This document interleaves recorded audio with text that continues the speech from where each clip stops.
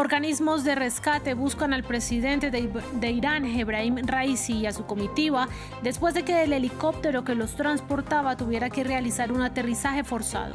El titular de la cartera del Interior informó que el hecho ocurrió en la frontera con Azerbaiyán. Al menos 31 muertos deja un ataque israelí al campo de refugiados de Nuseirat, en el centro de Gaza, mientras continúan los enfrentamientos en el norte y el desplazamiento masivo en el sur, al que ya se suman más de 800.000 personas. La ayuda humanitaria comienza a llegar, pero no es suficiente. La ofensiva rusa en la región nororiental ucraniana de Kharkiv dejó por lo menos 10 muertos y un número similar de heridos en las últimas horas. Mientras Kiev intenta repeler los ataques, su contraparte dice haber derribado unos 60 drones y varios misiles lanzados sobre su territorio. Actualizamos las noticias más importantes de la jornada en France 24. Bienvenidos, yo soy Daniela Blandón. Comenzamos este informativo con una noticia en desarrollo. El presidente de Irán, Ebrahim Raisi, y su ministro de Relaciones Exteriores viajaban este domingo en un helicóptero que tuvo que realizar un aterrizaje forzoso, según el ministro del Interior. La televisión estatal informó que el jefe del Estado Mayor del Ejército ordenó la utilización de todos los recursos del ejército y de los guardias para las operaciones de búsqueda y rescate. Uno de los helicópteros se vio obligado a realizar un aterrizaje forzado debido a las malas condiciones climáticas y la niebla en la zona. Ahora varios equipos de rescate se están desplazando en diferentes direcciones de la zona, pero ante la niebla y las malas condiciones climáticas tomará tiempo. La situación del helicóptero está bajo control y los equipos de rescate están haciendo su trabajo. Esperemos que se haga lo antes posible. Y como comentaba el ministro del Interior, los equipos de rescate se encuentran en la zona en búsqueda del presidente de Irán y su comitiva. Más temprano, nuestra corresponsal permanente en Irán, Catalina Gómez Ángel, quien actualmente es enviada especial a Kiev, nos contó lo que se sabe hasta ahora de los momentos previos al aterrizaje de emergencia. Lo que vienen diciendo las agencias oficiales en Irán es que el presidente, como usted decía, con el ministro de Exteriores, con el gobernador de la provincia de Tabriz y con sus cuerpos de seguridad venían en uno de esos helicópteros.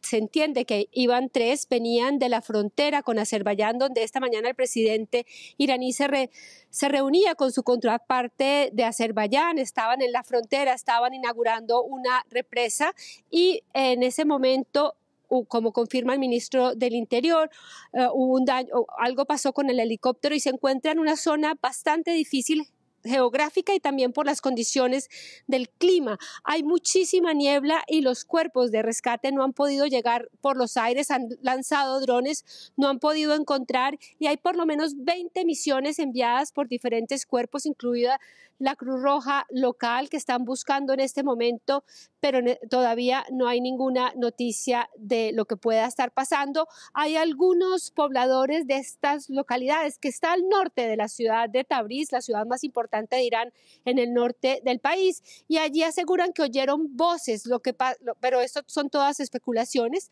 porque realmente hasta el momento no hay ninguna confirmación de lo que pudo haber pasado con este helicóptero. Continuamos en Gaza, que continúa bajo el asedio del ejército israelí. Un ataque aéreo dirigido a un campo de refugiados en el centro del territorio palestino mató al menos a 31 personas y otro número sin especificar sigue atrapado entre los escombros, de acuerdo con la Agencia de Defensa Civil gazatí. Esto ocurre mientras militantes del enclave y sus oponentes se enfrentan en el campamento de Jabalia en el norte. Y en el sur, en la región de Rafah, la Agencia de la ONU para los Refugiados de la zona estima que unos 800.000 residentes han tenido que desplazarse, mientras la ayuda humanitaria llega a cuentagotas. Leaurel nos amplía. Tras haber cruzado el mar Mediterráneo en barco, los suministros de ayuda internacional llegaron a los brazos de los palestinos de la Franja de Gaza. Desde el bloqueo del paso fronterizo de Rafah, la situación humanitaria ha empeorado y obtener combustible, alimentos y agua se hace cada día más difícil. La gente solo parece estar viva por fuera. Nos morimos del olor a cadáver. No hay agua disponible. Buscamos incluso unas gotas de agua. Recorremos largas distancias desde Al-Atar, Al-Mawasi y las zonas costeras solo para llenar un galón de agua. El agua escasea. Es como vivir en un desierto. La ONU y las organizaciones humanitarias han insistido repetidamente en que solo la apertura de los pasos fronterizos puede garantizar las entregas a gran escala a este pequeño territorio superpoblado, asediado y amenazado por la hambruna. Pero la llegada de suministros no es el único problema humanitario. El desplazamiento forzado de miles de palestinos a diferentes zonas de la Franja de Gaza está debilitando aún más un sistema de salud ya fragilizado. Evacuar o reabrir es siempre difícil, por muchas razones. En primer lugar, para los pacientes, porque necesitan saber dónde encontrarnos. Necesitan saber qué servicios, qué atención está disponible en qué lugar. Y eso cambia de un día para otro en Gaza, por desgracia. Y es difícil para nosotros porque, obviamente, todo el equipo, los medicamentos, las máquinas, todo eso hay que transportarlo y a veces repararlo. Según Naciones Unidas, 1 millón de gazatíes desplazados se habían sumado a los residentes de Rafah, al sur de la Franja, pero desde la reciente ofensiva israelí sobre esta región, unas 800.000 personas volvieron a huir de los combates y bombardeos. Y la guerra también se intensifica en Ucrania.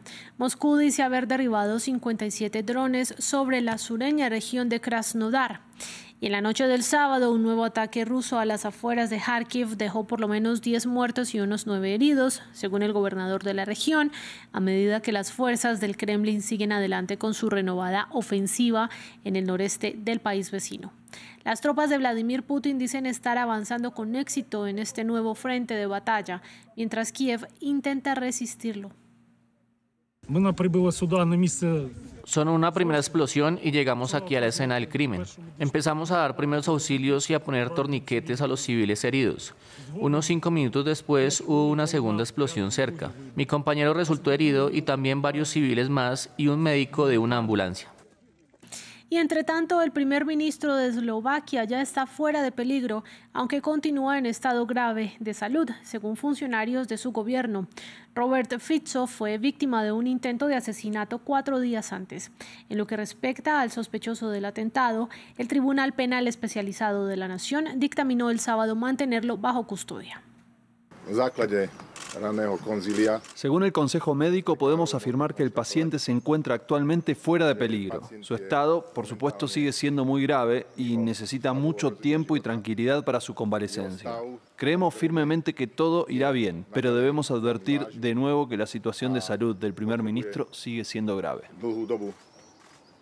Nos quedamos en ese continente para hablar de España, en donde el partido de extrema derecha Vox celebró un encuentro masivo en el marco de la campaña para las elecciones del Parlamento Europeo, que se celebrarán del 6 al 9 de junio próximos.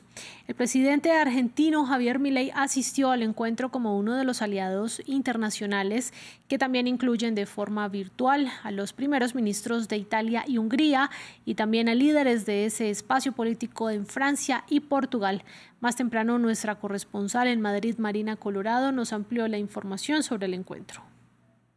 Bueno, este Palacio de Vista Alegre de la capital española que se encuentra a mis espaldas tuvo un casi lleno, 11.000 personas que ondeaban banderas españolas, banderas estadounidenses, muchas argentinas y también alguna de Israel, con mensajes llenos de un lenguaje con símiles bélicos. Los aquí presentes defendían la necesidad de la batalla que está librando la derecha para defender la civilización, que según ellos está en peligro por los ataques de distintos entes enemigos. Entre ellos mencionaron mucho el islamismo radical, así como lo que ellos llaman la invasión de migración ilegal que está permitiendo la Unión Europea. Hubo un despliegue de invitados, como bien lo mencionabas, tanto de la derecha europea como de la derecha latinoamericana. Entre ellos la primera ministra italiana, Giorgia Meloni, que en directo, pero desde Italia y en español, dijo que mientras que se intentó aislar a la extrema derecha, finalmente se ha terminado por fortalecerla. Y Marine Le Pen, por su parte, la líder de Agrupación Nacional de Francia, dijo que Abascal encarna el movimiento patriótico que ella quisiera ver en la Unión Europea para retomar o hacer que renazca esa Europa verdadera que ella la llama. Pero, sin embargo, el invitado estrella de esta convención fue el presidente argentino Javier Milei, que fue el único, de hecho, recibido en el escenario por el líder del partido que organizaba esto, por Santiago Abascal, con un largo abrazo y con mucho jaleo y cánticos a favor del presidente argentino. Insistió en sus mensajes de detracción del socialismo cancerígeno, como lo llama él, y contra la injerencia del Estado, asegurando que para agrandar una sociedad hay que reducir la burocracia. Y lejos de suavizar su relación con el gobierno de España, con el actual presidente Pedro Sánchez, insistió en que Pedro Sánchez no está prestando atención a los problemas que acucian España y en lugar de eso está tomando 5 días de reflexión por problemas y ha tachado además de corrupta a su mujer. Recordemos que Pedro Sánchez hace unos días, precisamente por esas acusaciones a su mujer, estuvo 5 días en pausa para decidir si se quedaba en el gobierno o no. Y de España pasamos a República Dominicana, en donde unos 8,1 millones de ciudadanos están convocados hoy para votar en las elecciones presidenciales y legislativas. 9 candidatos aspiran a ocupar el Palacio Presidencial, pero el actual mandatario Luis Abinader parte como favorito. Nuestro enviado especial a Santo Domingo, Luis Muñoz, nos envió el siguiente reporte sobre cómo avanzan las primeras horas de la jornada. En mis manos tenemos la boleta presidencial electoral donde están los principales favoritos para estas elecciones de República Dominicana. Estamos en el Colegio Paraguay en Santo Domingo, en el corazón de la capital, cerca de la ciudad colonial, donde también se van a votar, además del presidente, el Poder Legislativo. Y es que hay también elecciones al Senado, a la Cámara de Diputados y al Parlamento Centroamericano. La jornada ha avanzado concurrida, con gente también buen ambiente, el típico buen humor caribeño y calor, con recomendaciones de la Junta Central Electoral de venir con ropa cómoda y también evitar las horas de mayor calor del día. Y desde aquí, desde este Colegio de Paraguay, también vamos a ver cuál es el ambiente de esta jornada electoral, conversando con uno de los electores que justamente está ahora terminando de sufragar. Perdón. Quería preguntarle cómo vive la jornada electoral y en qué se ha fijado a la hora de votar. Todo muy pacífico, muy tranquilo y organizado. ¿Y usted en qué ha pensado a la hora de votar? ¿De qué se ha acordado? ¿De la economía? Del pueblo. Del pueblo. Pues estas son las valoraciones desde aquí, desde el Colegio Paraguay en República Dominicana, en Santo Domingo, desde la capital. Seguiremos informando todo el día de estas elecciones. En República Dominicana votan hoy, pero Venezuela también se está preparando para elecciones. Las calles de este país ya comienzan a ver a los candidatos que lucharán por la presidencia el próximo 28 de julio. Tanto Nicolás Maduro como Edmundo González adelantan sus respectivas campañas para convencer a los votantes. Ahora tienen 71 días para hacerlo. El informe es de Albert Naya.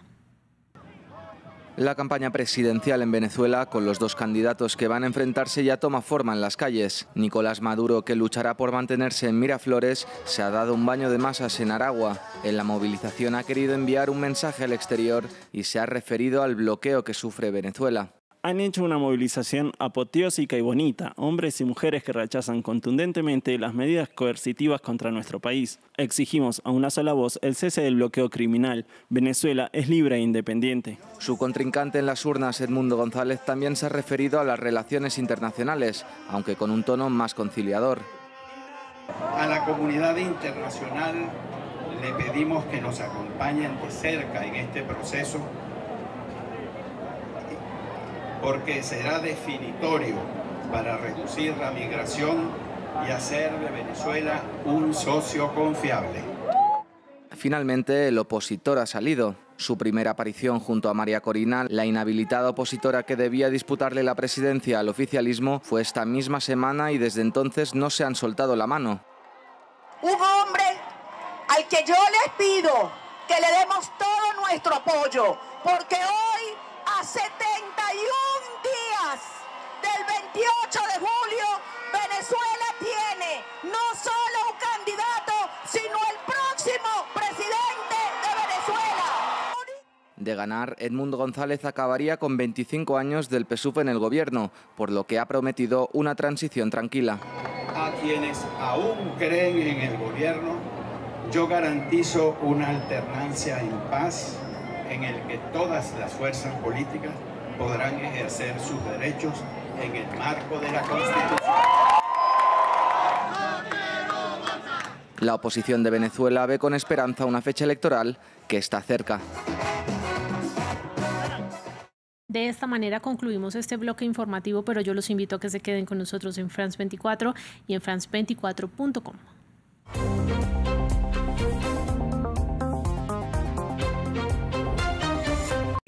Enlace. Del Cono Sur a Norteamérica, de los Andes a Centroamérica. Una cita semanal con los temas más importantes de los países del continente americano, presentada por los corresponsales de France 24. Enlace en France 24 y france24.com.